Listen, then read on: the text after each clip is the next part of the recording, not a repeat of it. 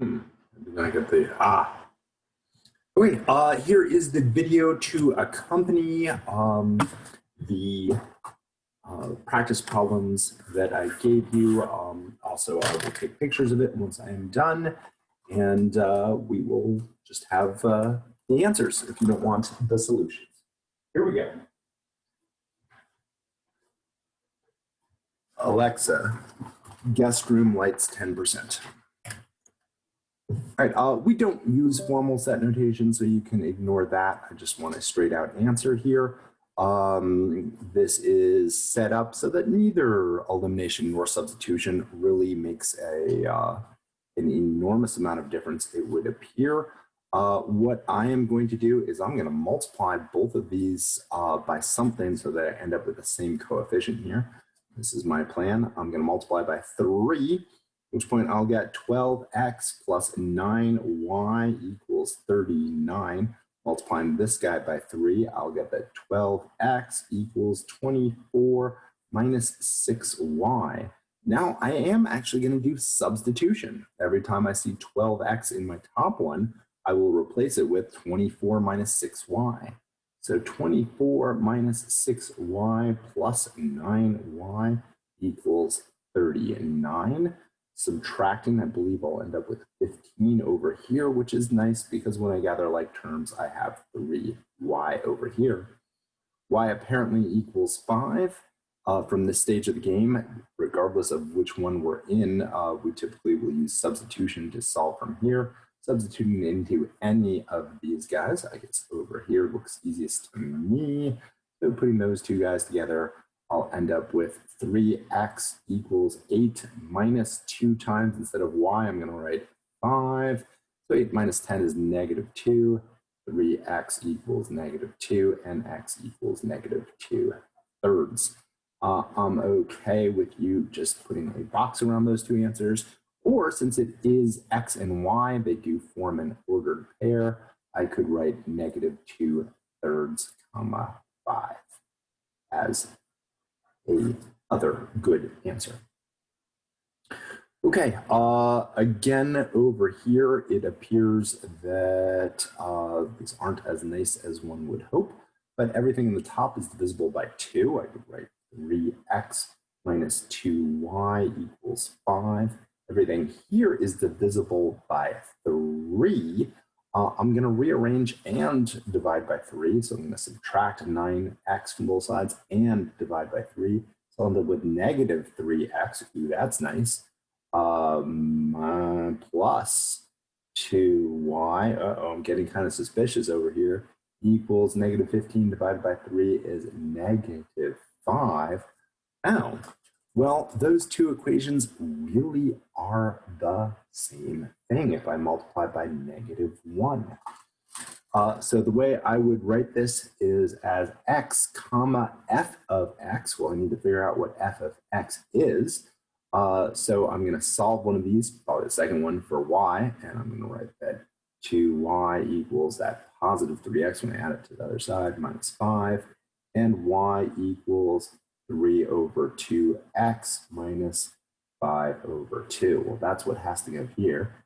3 over 2x minus 5 over 2. So this means that the solution is, well, you get to pick whatever number you want, plug it in as x, and now that I've decided what x is, the corresponding y value is what I get when I take that x, multiply it by 3 halves, and subtract 5 halves.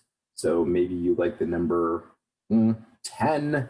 So a point on this would be 10 comma 15 minus 2.5, so 12.5. 10 comma 12.5. All right, moving right along. Graph that's the set with the following algebraic description. Notice there's a union here being a little sneaky. They wrote it in formal set notation. Again, you don't really have to know formal set notation. It just would be that without the formal set notation. So y is less than 2x plus 3. 2x plus 3 is a line with a y-intercept of 3 and a slope of 2. So I am putting these guys in here.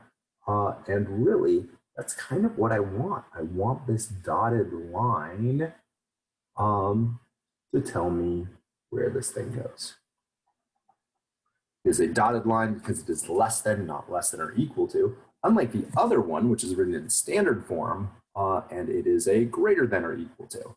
So x plus y equals 4 using that so-called finger method, which in this case is the tip of a pen method. If I cover up the x, it says y equals 4. So there is a point on here where y equals 4. There's also likewise a point where x equals 4 and y equals 0. And this time I'm going to end up with a solid line connecting these two guys. Not the best one I've ever drawn, but good enough. Again, we're looking at a union to see which region this works for. Is 0 plus 0 greater than 4? No. So it's the region above this. Now I can go right ahead and shade it because in a union, we're talking about everything which satisfies this one and everything that satisfies this one. So for this 0, 0, is 0 less than 0 plus 3? Yeah. So we're everything, including this, everything to the right of the dotted line. So it's all of this as well. And that is the solution for number 2. Number 3, so suppose the point is chosen at random from inside the triangles with vertices of 0, 0, right there, 12, comma 0, or right there, and 0, comma 12. Okay, so anything in here. Well, what is the area of that guy? Area of a triangle is 1/2 base times height. So area of the whole thing is equal to 1/2 of 12 times 12. Both the base and the height are 12. So 1/2 of 144, or just 72. What is the probability that it also belongs to the set? And again, they wrote it in formal set notation, which is nothing we need to know, but it's also pretty easy to get from one to the other. Where x plus y is greater than 4. It's that same line that we just drew a moment ago.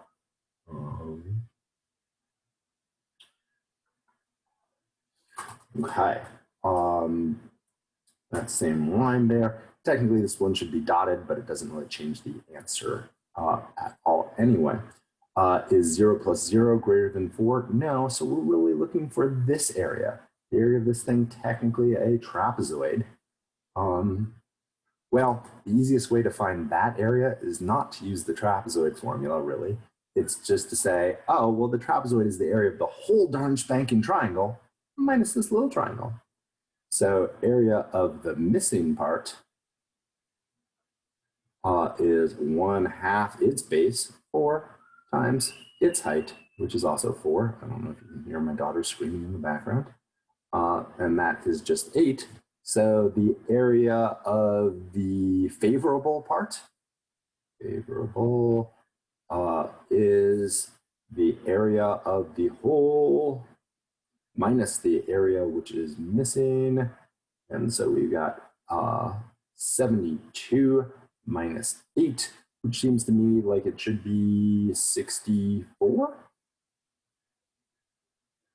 And the probability is always the area of a favorable over the area of the whole. So 64 over 72, well, that can reduce. They're both divisible by 2 at least. So we've got 32 over 36. Clearly, I could have done better and divided by 4 off the get-go. And probably even by 8. Ooh, that would have been smarter. Either way, I'm going to divide this thing by 4. I'm going to get 8 over 9. And I think that is about as good as it gets. Using formal set notation, give an algebraic description for the set of points in the shaded region below. So really, it's the ones which are above this to the right of that and below this line. This is just 1, 2, 3, 4. So y, I'm assuming that those are solid lines. It's a little ambiguous here. I'm going to put y is greater than or equal to, and we decided that was 4. I'm going to say x is greater than or equal to 2. And let's look at what this is. I'm going to do y is less than or equal to, what was the slope here? We went down 3 and over 1, 2, 3, 4, 5, 6. So the slope should be -1/2, -1/2, x plus, well, if the slope is -1/2, we would hit right there, which is 1, 2, 3, 4 plus 4, and that should do it. We are looking not for the union of these things, but technically their intersections. So maybe a intersection there, an intersection there would make this come out perfect. Oops, sorry, I was off screen for a little bit there. Hopefully that makes some sense. Did that relatively quick. Okay. So we've got A's, B's, and C's. Allow me to do one of these Venn diagram things. I always find these easiest to start from inside out and figure out what's going on. The intersection of A, B, and C are 5. So there are 5 things in there. We'll make this A, B, and C. We've kind of used that little bit of data. B intersection C, so right between B and C in this whole region, there's 8, but we've already used 5 of them. So there's 3 of them right there. Use that information. A intersects C, that is 12. We've used 5, so that is 7.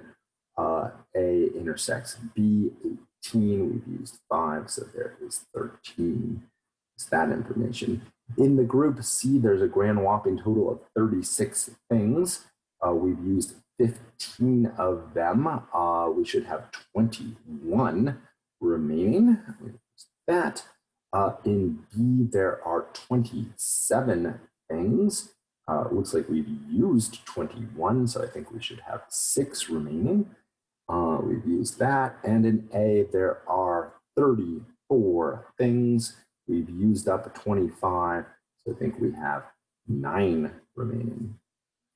So how many elements are in A union B? So anything in A and B, but also necessarily intersecting C. So this would work, that would work, and that would work. So I'm getting 15. And I believe that's all she wrote. Okay, thanks so much. Have a good one.